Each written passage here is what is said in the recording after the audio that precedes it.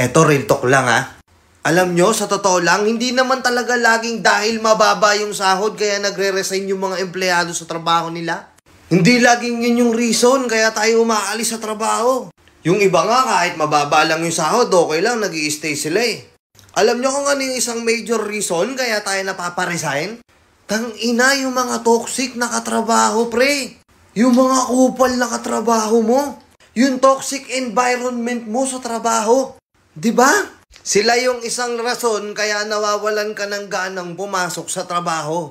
Yung tipong papasok ka pa lang tapos nakita mo na yung mga toxic mong katrabaho, alam mo nang may hindi sila magandang gagawin sa'yo. Kung hindi ka pag-uusapan, gagawan ka ng kwento. Isisisi ka sa maling bagay na nagawa rin nila. Porque kasama ka sa team nila, kasalanan mo din yung kasalanan nila. Pero pag may nagawa silang maganda doon sa trabaho nyo, sila lang yung magsosolo nung credits na yon. Nakala mo kung sinong bida-bida. Tangina, minsan nga, di ba? Papasok ka sa trabaho, akala mo hindi trabaho yung pinasukan mo, akala mo iskinita. Iskinita na punong-puno ng chismoso, chismosa. Na imbis na ang pinag-uusapan, paano gaganda yung kita ng kumpanya, putya ang pinag-uusapan. Buhay ng mga empleyado sa kumpanya. Napakagaling. Tapos tangina, pagtrabaho na, wala naman nang naitutulong.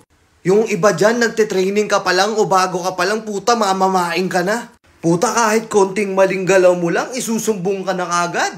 Nakakala mo, yung konting mali na yon, ikaw na yung magpapabagsak ng kumpanya. Tapos yung mga kupal mong katrabaho, sila yung akala mong dapat sila yung bida. Para sila siguro yung magmana ng kumpanya. Puking ina, pare-parehas lang tayo nung sinasahod dito. Eh bakit ganun? Bakit yung ibang mga katrabaho mo, akala mo sila yung amo? Uutos-utusan ka? Putya, kahit hindi mo na trabaho, sa'yo ipagagawa? Porket nauna sila? O baka may mga hindi pa ako naibanggit dito, pwede mong ibanggit dito sa comment section. Kung ano yung mga klase ng ugali meron yung mga toxic mong katrabaho. Kasi sa totoo lang, hindi basta-basta magre-resign ng isang empleyado kahit mababa yung sahod niya, basta maganda yung environment ng tinatrabahuan niya. Yun ang real talk. Ang dami kong kilala dyan, hindi ganun kalaki yung sahod pero masaya sila sa trabaho nila. Nag-i-stay sila ng taon. Minamahal nila yung trabaho nila. Pinapangalagaan nila kung saan sila nagtatrabaho.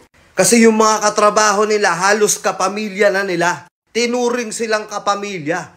Pero yung iba tignan mo, may encounter kang tropa dyan na, ang laki-laki ng sinahod mo dun, bakit umalis ka dun, bakit bumalik ka dun sa dati mo, ang lit-lit na sahod mo dun. Putya, sasagot sa'yo niyan, tangin na pre, toxic na mga katrabaho ko pre. Hindi ko matiis pre. Yung iba dun, kala mo mga tagapagmana ng kumpanya. Pare-parehas lang naman kami ng sinasahod. Mas gugustuhin ko na lang bumalik na lang dun sa dati kong trabaho kahit hindi ganun kalaki yung sahod. At least yung mga tao dun okay. Diba? Pangalagaan nyo yung mental health nyo. Huwag nyong ipagpalit yun sa kakarampot na taas ng sahod. Putya, promise in the long run pagsisisihan nyo yan.